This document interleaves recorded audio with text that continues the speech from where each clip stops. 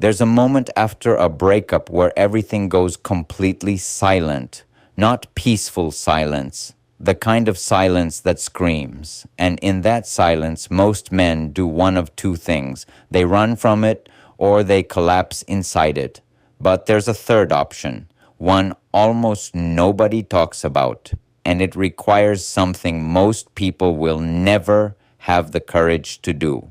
You know the story of David and Goliath, a giant, armored, feared, seemingly undefeatable, and everyone stepped back.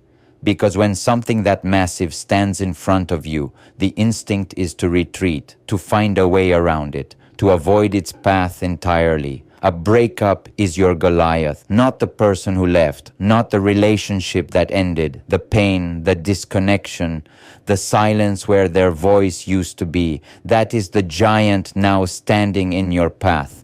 And just like the armies facing Goliath, most men retreat. They numb it, they bury it, they replace it, they do everything except face it.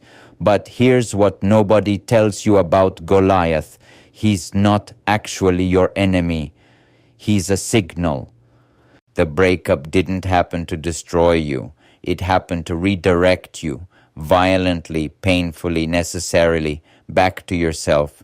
Because somewhere along the way, you stopped looking inward. You started measuring yourself by the relationship, by her reactions, by whether she was happy or distant or cold or warm. And without realizing it, you handed the giant your power. There's a principle that cuts deep when you first hear it. We don't attract who we want. We attract who we are. More specifically, we attract from our wounds, from our unresolved patterns, our silent expectations, the version of love we learned before we were old enough to question it. Goliath didn't come from outside. He's been living inside you this entire time, and the breakup just gave him a name. Now meet David, small, underestimated, carrying nothing but a sling and an unshakable clarity about who he was. David is that part of you that still exists beneath the pain, the part that isn't performing, isn't reacting, isn't trying to win an argument or prove a point. David is the part of you capable of brutal, honest self-examination. And I'll be direct with you. This is the hardest thing a man can do. Not because we lack intelligence, but because nobody taught us that looking inward was strength. We were taught to solve, to fix, to provide answers. So when she said, "You don't listen to me, you don't understand me," you thought, "But I did listen. I did understand." And you were right. You heard every word. But you missed what she actually needed in that moment. She didn't need an answer. She needed a question. Why do you feel that way? What makes you feel like that? Help me understand what's happening inside you right now. That's not weakness. That's not losing the frame. That is the most powerful thing a man can offer another human being. Complete, undivided presence. No solutions.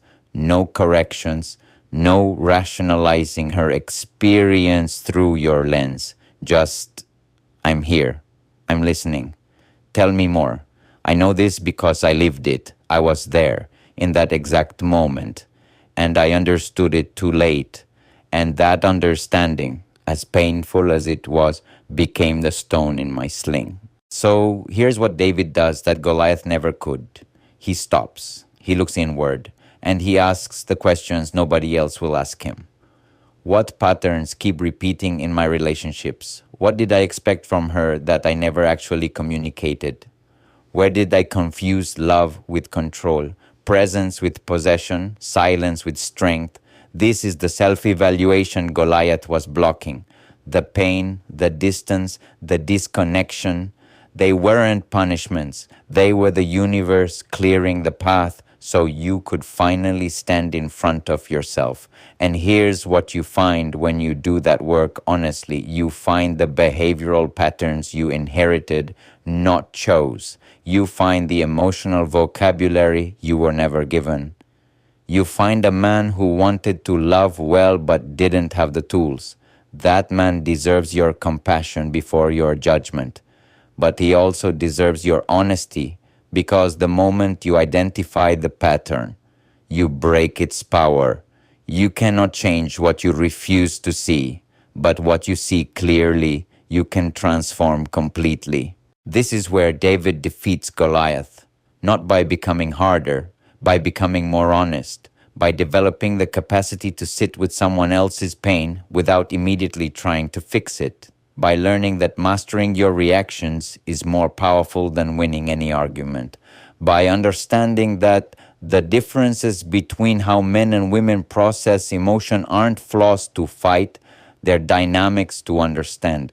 Most men will never do this work, not because they can't, because they're still running from the giant, but you're here listening to this, which means something in you already knows. The path forward isn't around the pain, it's through it. And on the other side of that honest, uncomfortable, necessary internal work is a version of you that connects differently, loves differently, shows up differently. Not because you became someone else, because you finally became yourself. David wasn't fearless. He was just more committed to the truth than to his own comfort. That's the move. Not the motivational quote, not the revenge arc, not pretending you're fine. The move is looking yourself in the eye, honestly, completely, without excuses, and deciding that who you become from this moment forward will be worth everything this costs you. The breakup didn't break you, it revealed you. Now build from what's real. If this hits something in you, share it with one person who needs to hear it. And if you're ready to go deeper, the next video is already waiting for you.